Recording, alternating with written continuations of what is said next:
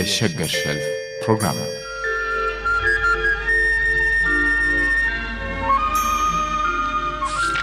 የሸገር ሸልፍ ፕሮግራም ዘወትር አርብ በዚህ ሰዓት ይቀርባል።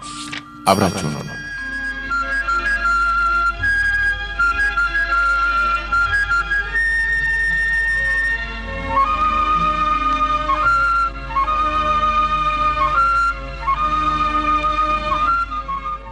ጤና ይስጥልኝ። እንዴት አላችሁ? እነሆ የሸገር ሸልፍ ፕሮግራምን ይዘን ተገኘን።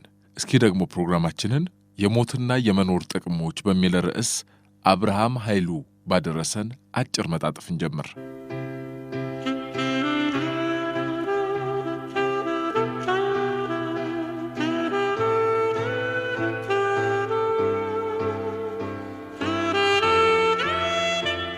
ከአንድ ካፌ ተቀምጫለሁ።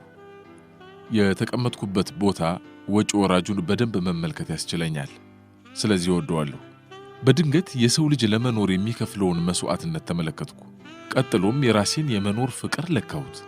እኔ ለመኖር የምከፍለውን መስዋዕትነት ሕይወት ለኔ የምትለግሰኝ ምላሽ ይህ አይጣጣመው። ቆይ እስኪ ግን በእናታችሁ ከኑሮ የማገኘውን ጥቅም በኔ የተዛባ እይታ ላውራችሁ።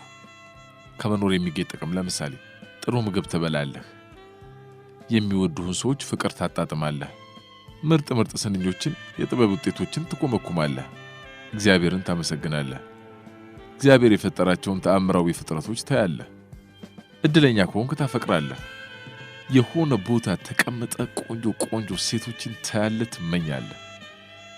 በጣም የሚደብረው ግን እነዚህን ነገሮች በጣም ብዙዎችን ለመፈጸም ገንዘብ ያስፈልጋል። ዝም ብሎ አይምሰልህ ወዳጄ። ገንዘብ ከሌለህ በዚህ ዘመን ባትኖር ይሻላል። ቆይ ግን ከመሞትስ ምን ታገኛለህ? ምናልባት ከመሞት ምንም አታገኝም ትለኝ ይሆናል። እኔ ግን ሳስበው ከሕይወት አልባነት የምታገኘው ነገር ያለ ይመስለኛል። አንድ በል እንግዲህ በመሞት ውስጥ አትፈልግም፣ አትጨነቅም፣ እግዚአብሔርን አታስጨንቅም፣ አታስቀይምም። አንተ በረጅም እንቅልፍ ውስጥ ሆነ ሕያዋን ዕድሜህን ይቆጥሩልሃል። ባይቆጥሩልህም የራሳቸው ጉዳይ፣ ምን አገባ አንተ እንደሆንክ ተኝተሃል። ደግሞ ያለ መኖር ትልቁ ደስታ አትሳሳትም። በቃ መሳሳትም ትክክልም ብሎ ነገር የለም። ሌላ አይምሮህን በጥላቻና በፍቅር አትወጥረው። አቤት ደስ ሲል ጸጥታ ብቻ። ማጣት የሚባል ነገር የለ፣ ምናምን የለ። ለፍርድ ቀን የተሞላው የማንቂያ ደወል እስኪጮህ ለጥ ትላለህ። ታዲያ አንተ የትኛው ይሻልሃል? መቼም አንዱን መምረጥ አይቀርም።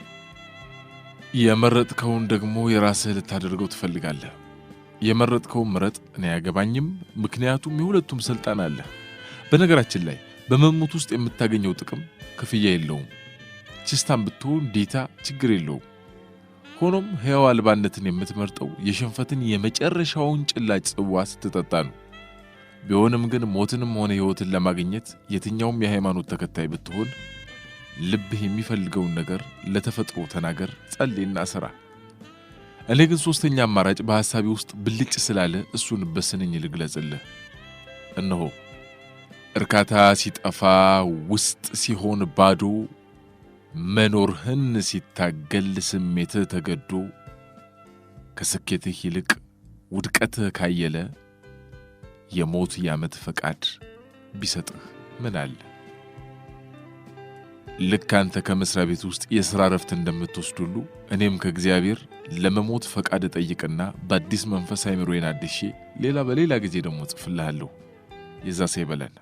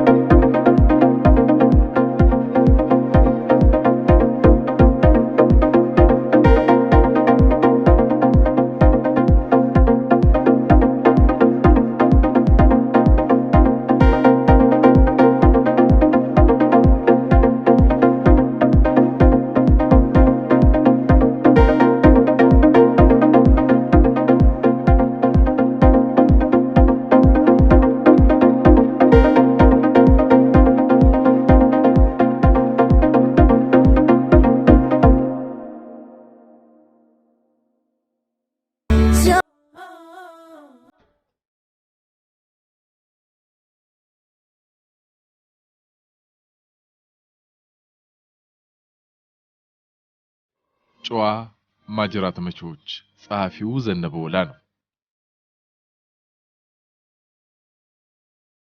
ኢጣሊያ ካፈራቻቸው ታዋቂ አርቲስቶች መካከል ቶቶ አንዱ ነው። በሲኒማ ተመልካቾች ማህበረሰብ ዘንድ በአስቂኝ አተዋወን ችሎታው ድፍን ዓለም የቻርሊ ቻፕሊንን ያህል አሳምሮ ያውቀዋል። በአንድ ወቅት ይህ ሰው ሆድ ባሰው፣ ራሱን ለመግደል ፈለገ። በዚህ ውሳኔው ጸንቶ ሮም ከተማ ከሚገኝ ትልቅዬ ድልድይ ላይ ተወርውሮ እንደ እንቁላል በመፈጥፈጥ በውጥረት ፋታ አልባ የሆነች ሕይወቱን ለመገላገል ወሰነ። በቃ ሚስጥሩን ለማንም ትንፍሽ ሳይል ወደ ድልድዩ ተጓዘ። ሲመለከት ከዚህ ድልድይ ላይ ተፈጥፍጦ መሞት ክልክል ነው የሚል ማስታወቂያ በጉልህ ተጽፎ አስተዋለ። ደነገጠ። እንዴ በቃ አቡ ሕግን ከምጥስ ሕገ ወጥ ነው መኖር ይሻላል አለና ማጅራት መቼ ሆነ። ሰወር ያለ ቦታ ላይ ቆሞ ማኔና አልቶ ይል ጀመር። እንግዲህ በአማርኛ ያሳነበው ነው በእነሱ።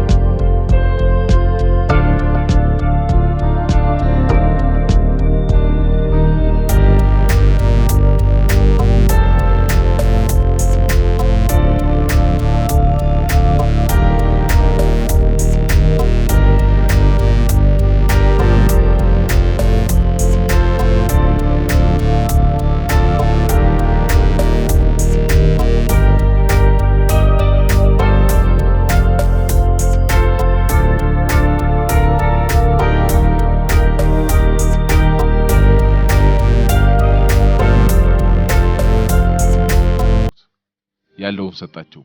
ከመካከላቸው አንዱ ተጠግቶ እንዲፈትሸው ካደረገ በኋላ በሰላም ወደ ሰፈሩ አዘገመ። ሰፈሩ መዳረሻ ላይ ጥሎት ፈትለክ ያለውን ጓደኛውን አገኘውና ጥላይ ስትሸሽ ይሮጥክ ድረሱልኝ ብለህ ብትጮህ አልዘረፍም ነበርሽ ራስ ወዳድ አለው። ያኛውም እንዴ በርግጥ ድምጽ አውጥቼ አልጮህ እንጂ እንዴ የሸሸው እኮ እገሌን አገኘሁት ገባ ችግሩን ነገርኩት። እሱም ከጨከኑበት ጧት ከኔ ጋር እንገናኛለን አሊያም ይመጣል ጠብቀው ብሎኝ በመከረኝ መሰረት ነው እየጠበቅኩ ያለሁት አለው። ከጨከኑበት ጧትን ያገኘዋለሁ ካልጨከኑበት ደግሞ አሁን አንተ ታገኘዋለህ ያለው መካሪ ትክክል ነው። ለምን አትሉም? በሙያው መቃብር ቆፋሪ ስለሆነ ከጨከኑበት ጧት የሚቀርብበትን ጉድጓድ እርሱ ነበር የሚቆፍረው። ስላጨከኑበት ከጓደኛው ጋር ተገናኘ። ወጣቱ አቀንቃኝ ምሽቱን ሲጨፍርበት ከነበረ ሆቴል አመሻሽቶ ቅርብ ወደ ነበረ ቤት አቋርጦ ይጓዛል። ከበስተኋላው ድምጽ ሰምቶ ዞር ሲል ከፊቱ አንዱ ገጭ አለ። አቀንቃኙ ደነገጠ። ጨዋ ማጅራት መቼዎች ግን አረጋጉት። ይውላ አንተን የመሰለ ለወደፊት ተስፋ ያለውን ድምጻዊ መተን ችግር ላይ የምንጥል አውሬዎች አንምሰለ እሺ በዛ ላይ ደግሞ አድናቂዎችን እኛም አድናቂዎችንም ማሳዘን አንፈልግም ስለዚህ ኪስ ያለውን ገንዘብ ስጠንና ቤት ድረስ ሸኝተን እንመለስ አሉ ድምጻዊው ጊዜ አላጠፋም ኪሱ ያለውን 40 ብር አወጣና አስረከበ 5 ብር ለጧት ቁርስ አስቀር አሉት እየተገረመ ያሉትን አደረገ በቃላቸው መሰረት ሸኝተውት ቤቱ መግባቱን በቅርቡ ያጫወተኝ ከወዳጆች አንዱ ነው የከንፈር ወዳጁን ቤቷ ድረስ ሸኝቷት አደገኛው መረብ ውስጥ የገባው ወጣት ደግሞ እንዲህ ያወጋል ጨለም ያለው ስፍራ ጋር ሲደርስ ቁም የሚል ድምጽ ሰማው ጸጥ ብዬ ፍጥነቴን ሊጨምር ስል አንዱ መንገዱን ዘጋብኝ አንዳች የሚያክል ሰንጪውን ደግኗል ከዚያ በኋላ የሚሉኝን ከመስማቶች ምንም አማራጭ እንደሌለ ይገባኝ ጃኬትን አውልቀው በርዶኛል አለኝ አንደኛው ቆዳ ጃኬቴን አውልቄ በብሽቀት ለወረውርለት ስል ቀደም ብሎ ያላየው ሰው ከኋላዬ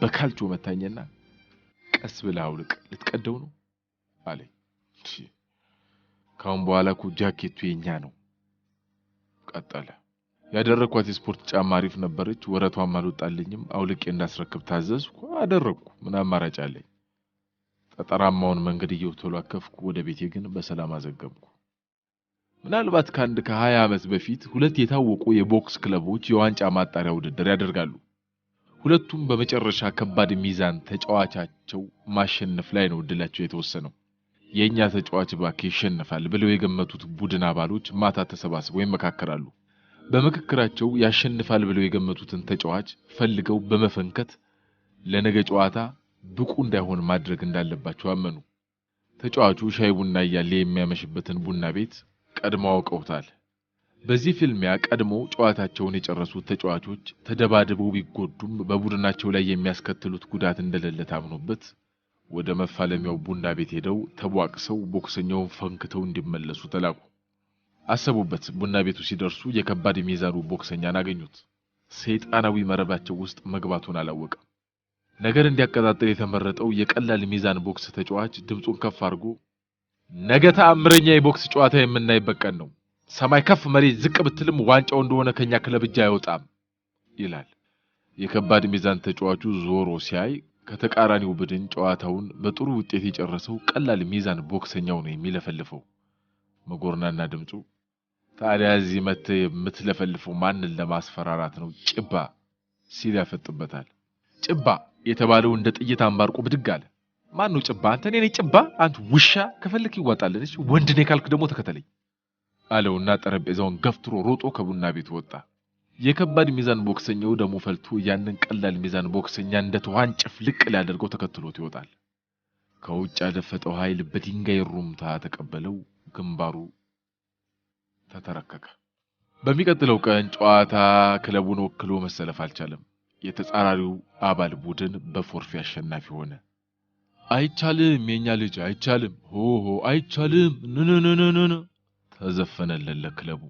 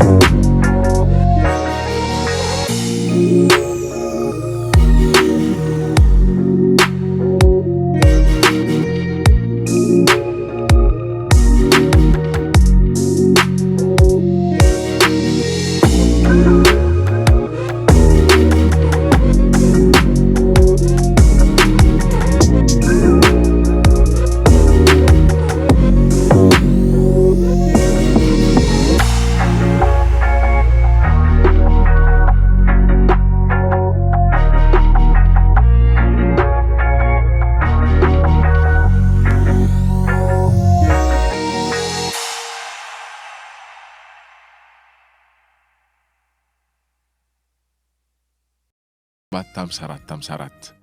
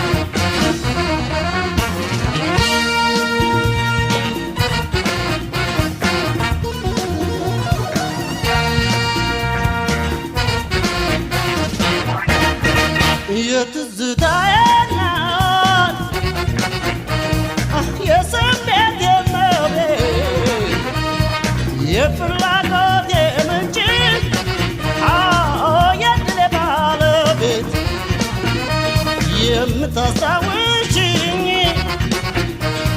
ያለኩት ደስታ አንቺ ብቻ ኮነሽ ተምስሚ የኔ ልባለኝታ ያሳለፈው ዘመን ደስታን ያየንበት ተመልሶ ቢገኘሁም ያለበት ያሳለፈው ዘመን ደስታን ያየንበት ተመልሶ ቢገኘሁም ያለበት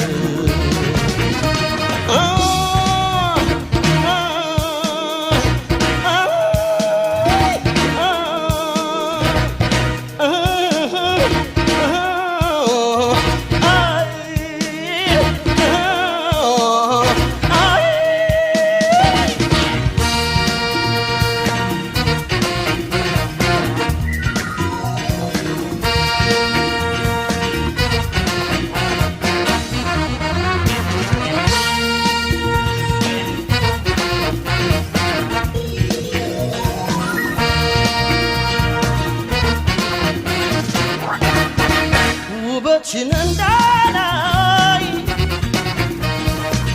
ርቀት ማርኮታል ልቤ ግን ብልጥ ነው ተምስሚ መዝግቦ ይዞታል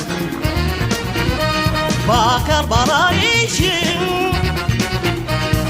በሀሳብ እንቅስቃሴ አልተነጣጠሉም ነፍስሽና ነፍሴ ያሳለፍነው ዘመን ደስታን ያየንበት ተመልሶ ቢገኘሁም ምን አለበት ያሳለፍነው ዘመን ደስታን ያየንበት ተመልሶ ቢገኘሁም ምን አለበት